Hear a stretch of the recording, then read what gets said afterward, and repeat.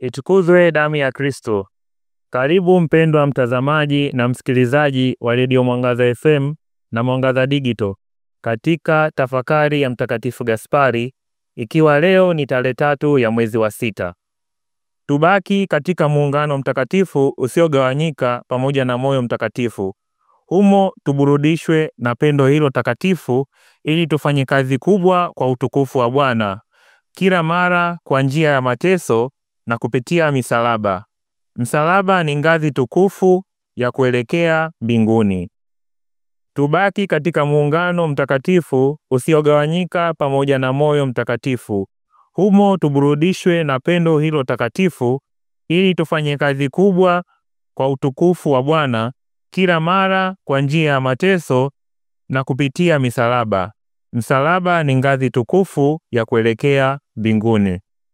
Tafakari ya Mtakatifu Gaspari del Bufalo ni mwaliko wa kuishi maisha ya ndani yaliyounganishwa na Yesu Kristo kupitia moyo wake mtakatifu.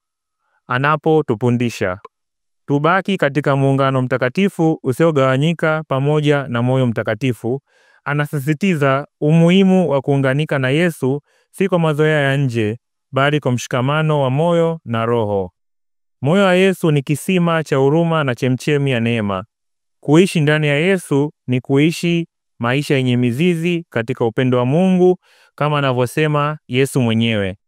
Ukirejea Injili ya Yohane sura ya 15 aya ya 4, nayo inasema, kaeni ndani yangu nami ndani yenu, kama vile tawi lisiloweza kuzaa matunda lenyewe lisipokaa katika mzabibu, vivyo hivyo nyinyi msipokaa ndani yangu.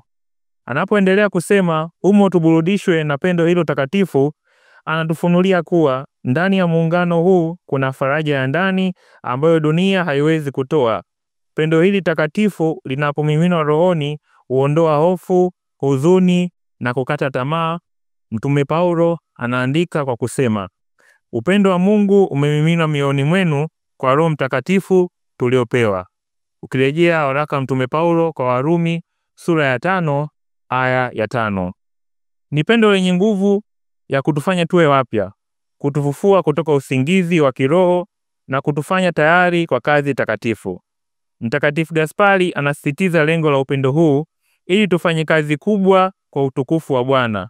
Pendo la Kristo si kwa ajili ya nafsi binafsi tu, bali linatufanya tuchochewe kutenda kazi yoyote, liwe dogo au kubwa. Tunaitwa kulitenda kwa utukufu wa Mungu. Mtume Paulo anatuonya kwa busara, basi mlapo au mnywapo au mfanyapo jambo lolote, fanyeni yote kwa utukufu wa Mungu. Ukirejea waraka Mtume Paulo kwa Korinto sura ya 10 aya ya 31. Lakini si kazi hii hufanyika kwa raha au faraja tu. Mtakatifu Gaspari anatukumbusha kila mara kwa njia ya mateso na kupitia misalaba. Hii ni kweli ya kina kwamba jina la Mungu si laini. Ni njia ya mateso, ya kujikita, ya kupokea kwa imani yale yote ambayo hayaeleweki kwa akili ya binadamu. Yesu mwenyewe alitangulia kwa msalaba na anatuambia, mtu yoyote akitaka kunifuata na ajikane mwenyewe na uchukue msalaba wake anifuate. Ukirejea Injili ya Mathayo sura ya 16 aya 24. Katika mateso haya ndipo tunajifunza maana ya kweli ya kushiriki maisha ya Kristo. Mtume Petro anasema, furahini kwa kadiri mnavyoshiriki mateso ya Kristo, ili mpate kufurahi kwa shangwe wakati wa kufunuliwa kwa utukufu wake. Mateso haya yanapokumbatiwa kwa upendo na imani, yanageuka kuwa njia ya neema. Msalaba unakuwa chombo cha kututakatifuza nafsi, na matunda yake ni ya milele. Hivyo basi, anapohitimisha msalaba ni ngazi tukufu ya kuelekea mbinguni, anatufundisha kuwa si kwa kuepuka maumivu ndipo tunafika kwa Mungu, bali kwa kuyapitia kwa Kristo. Msalaba unakuwa kama ngazi ambayo hatua kwa hatua hutuinua kutoka duniani kuelekea uzima wa milele, kama ilivyoandikwa, kwa ajili ya furaha iliyowekwa mbele yake alistahimili msalaba bila kujali aibu yake, naye ameketi mkono wa kuume wa kiti cha enzi cha Mungu. Itukuzwe damu ya Kristo.